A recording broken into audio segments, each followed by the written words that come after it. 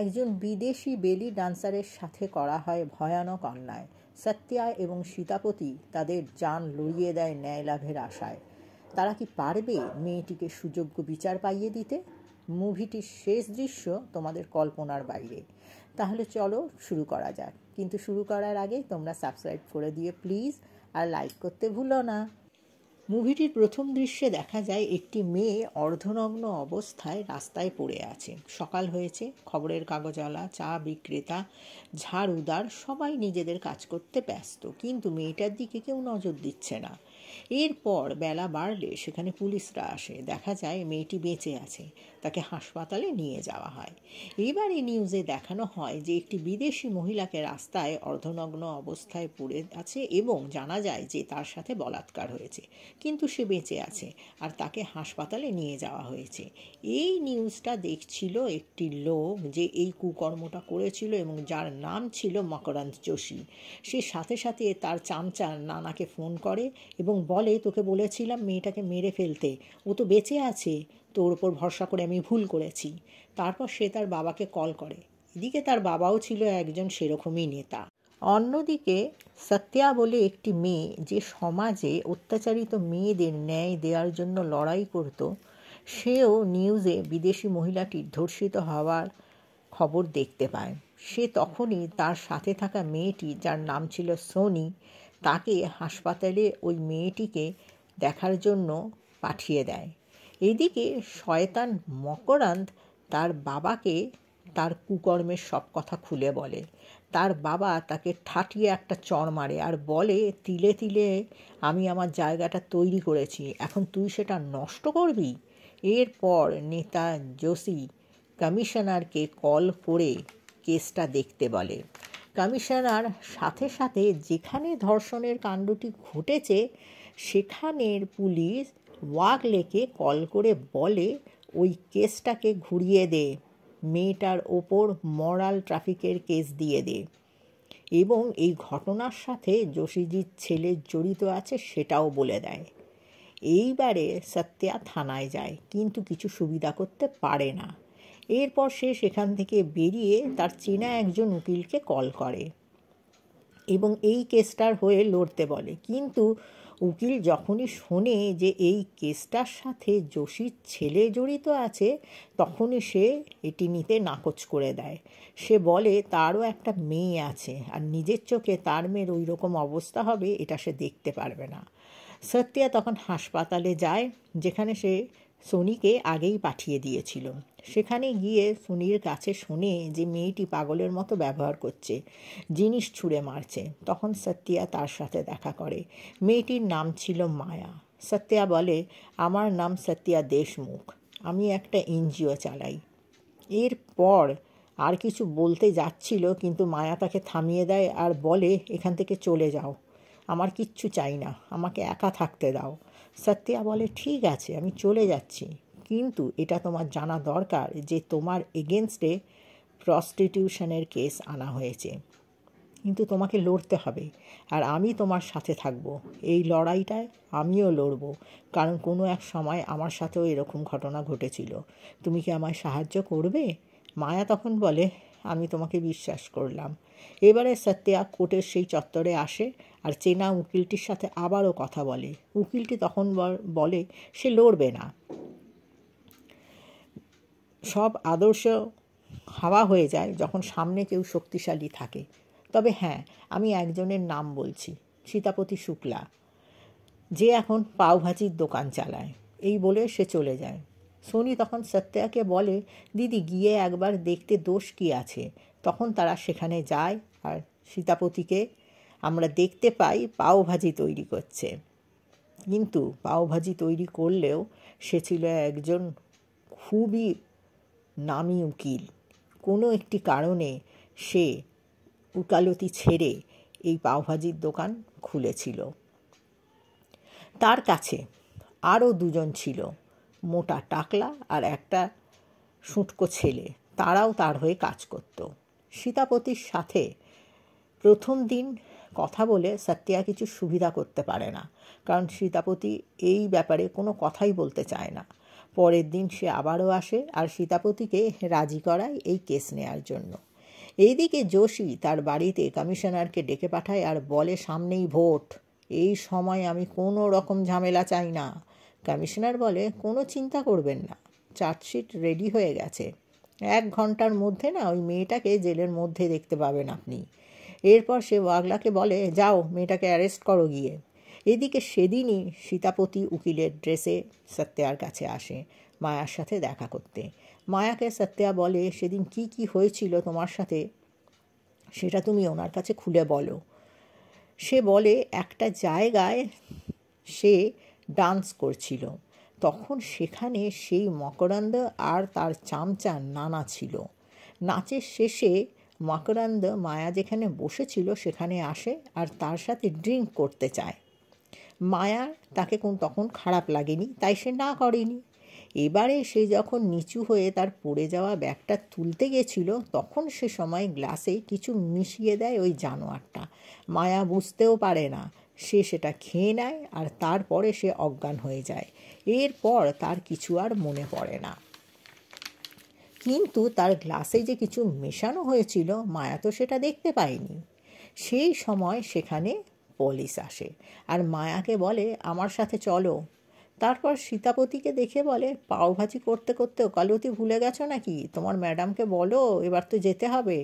সীতাপতি তার দিকে অ্যান্টিসিপেটরি বেলের পেপার এগিয়ে দেয় এবং পুলিশ মায়াকে আর অ্যারেস্ট করতে পারে না, সেখান থেকে চলে যায়।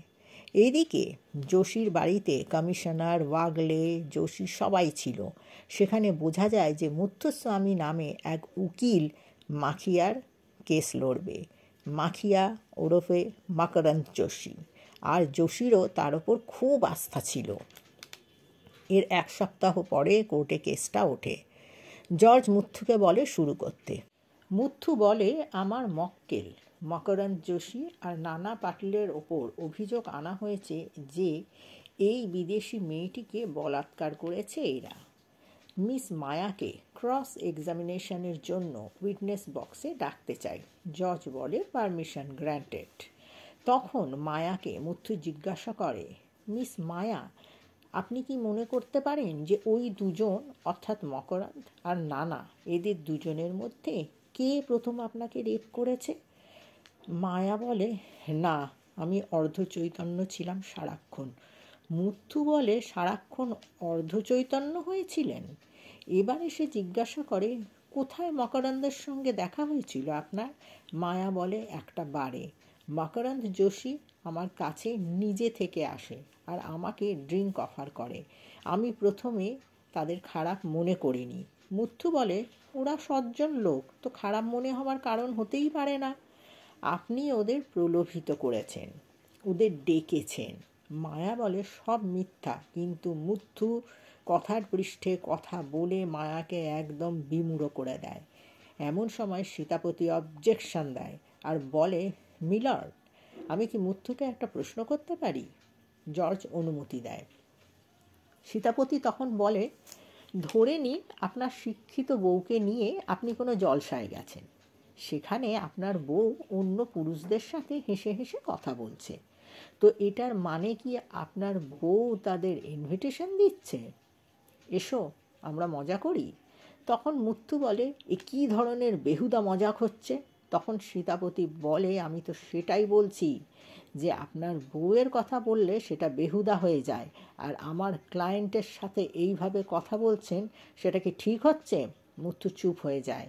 সীতাপতি বলে, মিস মায়া হেসে কথা বলেছেন বলে এটা প্রমাণ হয় না যে সে দুশ্চরিত্র ছিল, আর সে মকরন্দ আর নানাকে ইনভাইট করেছিল। জর্জ বলে, পয়েন্ট নোটেড। এবারে মুথু সেই বারের ওয়েটারকে উইটনেস বক্সে ডাকে। সে বলে, হ্যাঁ, এই ম্যাডাম তো ওই বারে সেদিন ডান্স করছিল, তারপর মকরন্দ যোশীর সাথে হেসে হেসে কথা বলছিল আর চিপকে বসেছিল। 1-2 ঘন্টা বাদে ওরা চলে যায়। সীতাপতি এবারে বলে, মিলর্ড, মিস মায়া যদি নিজের মর্জিতে সেখানে যায় তাহলে তার সিসিটিভি ফুটেজ নিশ্চয়ই দেখা গেছে। সে তখন এই কেসের চিফ ইনভেস্টিগেটিং অফিসার ওয়াগলেকে ডাকা হয়। তাকে সিসিটিভির ফুটেজ নিয়ে জানতে চাইলে সে বলে, আপনি তো জানেন বারের ভেতরে আলো কম, ধোঁয়া বেশি থাকে, তাই স্পষ্ট করে কিছুই দেখা যায়নি। আর মেন গেটের ওপরে যেটা ছিল সেটা তো আগের দিনই খারাপ হয়ে গিয়েছিল। সীতাপতি বলে, কি সুন্দর পরিস্থিতি, কত অনুকূল করে দেয়া হয়েছে। মিলার্ড, সবার আগে তো এরকমবারে লাইসেন্স বাতিল করে দেওয়া উচিত। জর্জ এবারে বলে, কোর্ট নির্দেশ দিচ্ছে, পুলিশ যেন এটা নিয়ে তদন্ত করে। মুথ্থু মায়াকে আবারও ডাকে উইটনেস বক্সে। এবারে দেখা যায় মুথ্থু একটা ইনারওয়্যার নিয়ে মায়ার সামনে মায়াকে দেখিয়ে বলে, এটা আপনার? মায়া বলে, হ্যাঁ। মুথ্থু জর্জকে বলে, এরকম ইনার কোন মহিলা পরে? কোনো ভদ্রঘরের মহিলা তো পরে না। মুথ্থু বলে, আমি ইংলিশ মুভিতে এরকম দেখেছি। লাস্ট 20 বছরে আমি আমার ওয়াইফকে এরকম ইনার পরতে দেখিনি। এরকম ইনার যারা ধান্দা করে তারা পরে, কাস্টমারদের প্রলোভিত করার জন্য। এমন সময় দেখা যায় সীতাপতি প্রচণ্ড হাসছে, তার হাসি থামছে না। সে জর্জের কাছে ক্ষমা চেয়ে বলে, আপনি উকিল না বাবা যে ইনারওয়্যার দেখে মেয়েদের চরিত্র বলে দিতে পারেন? এবারে মুথ্থুকে সীতাপতি বলে, আপনি কি ধরনের ইনারওয়্যার পরেন? সে বলে, রাগ কোম্পানির। সীতাপতি বলে, আচ্ছা, যে কোম্পানির অ্যাড দেখতে পাওয়া যায় যে ছেলেটির শরীরের ওপরের ভাগে লিপস্টিকের দাগে ভর্তি, তাহলে ওটা পরে আপনারও ওরকম অবস্থা নিশ্চয়ই হয়। আর ওটা পরার পর আপনারও নিশ্চয়ই অন্য মহিলাদের আকৃষ্ট করতে ইচ্ছা করে। মুথ্থু এই শুনে রেগে যায়। সীতাপতি বলে, আপনার চাড্ডি দেখে আপনার চরিত্র বোঝা যায় না, সেরকমই কোনো মেয়ের ইনারওয়্যার দেখে তার চরিত্র কেমন সেটা বোঝা যায় না। তাহলে দেখা যাচ্ছে যে সব কোম্পানি এগুলো বানায় তারা প্রস্টিটিউশনকে মদত দিচ্ছে। এটা যদি চাড্ডি বানানোর সব কোম্পানির কানে যায়, তাহলে মুথ্থুর এগেনস্টে সেসব কোম্পানি মানহানির মামলা করলে মুথ্থুর তখন একটা চাড্ডি কেনারও পয়সা থাকবে না। আদালতে সবাই হাততালি দিয়ে ওঠে। মুথ্থু এবারে বলে, মিস মায়া বেলি ডান্সার, সে হোটেলে বারে অর্ধনগ্ন হয়ে নাচত। সীতাপতি অবজেকশন জানায় আর বলে, একটা ডান্সের প্রকার হচ্ছে বেলি ডান্স, কোনো প্রস্টিটিউশনের অঙ্গ নয়। এবারে মায়া উইটনেস বক্সের মধ্যে থেকে কেঁদে ওঠে। সে বলে যে, আমাকে প্রস্টিটিউট বলার রাইট আপনাকে কে দিয়েছে? যে মকরন্দ আর নানার দিকে আঙুল তুলে দেখিয়ে বলে, এরা আমাকে রেপ করেছে আপনাদের দেশে, আর আমাকেই আপনারা প্রস্টিটিউট বলছেন? এরপর উইটনেস বক্সে মকরন্দ যোশী ও নানাকে দেখা যায়। সীতাপতি তাদের জিজ্ঞাসা করে যে, মায়ার ইনারওয়্যার তোমাদের গাড়িতে গেল কি করে? তারা বলে, মায়ার সাথে তারা শারীরিক সম্পর্ক করেছিল তাই, কিন্তু তারা জোর করে কিছু করেনি। মায়া নাকি ড্রিঙ্ক করেছিল আর কিসের সব ইঞ্জেকশন নিচ্ছিল। তখন সীতাপতি বলে, তাহলে শারীরিক সম্পর্ক করার পর নিশ্চয়ই ওনাকে তোমরা টাকা দিয়েছিলে? তারা তখন বলে, না, আমরা কোনো টাকা দিইনি। সীতাপতি বারবার জিজ্ঞাসা করতে থাকে, টাকা দিয়েছিলে না দাওনি? তারাও ততবার বলতে থাকে, বলছি তো টাকা দিইনি।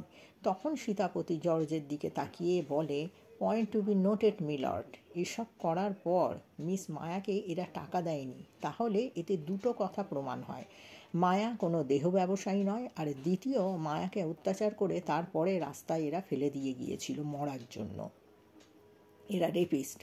তখন মুথ্থু বলে, মিলর্ড, মায়ার রক্তে কোকেন পাওয়া গেছে। মুথ্থু বলে, তাহলে আমার ক্লায়েন্ট কি করে রেপ করতে পারে? সীতাপতি বলে, মিস মায়াকে এই দুটো ষণ্ডা আকৃতির লোক যে ইঞ্জেকশন দেয়নি তার কি প্রমাণ আছে? তারাই এই কাজ করেছে। সীতাপতি বলে, মিলর্ড, আমাকে 2 দিন সময় দেয়া হোক, আর মকরান তার নানার রক্ত পরীক্ষা করার অনুমতি দেয়া হোক। আদালত 15 তারিখ অবধি মুলতবি করা হলো। এর মধ্যে পুলিশকে বলা হয় যে এদের দুজনের রক্তের পরীক্ষা করা হোক, যাতে বোঝা যায় যে এরা ড্রাগ নিতে অভ্যস্ত কিনা।